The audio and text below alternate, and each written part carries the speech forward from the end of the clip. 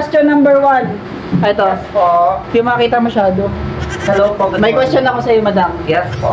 Kung mamamatay ka bukas, ba't hindi pa ngayon? Ayan, ang isang po katanungan ay kung mamamatay daw po ako, bakit daw po ngayon?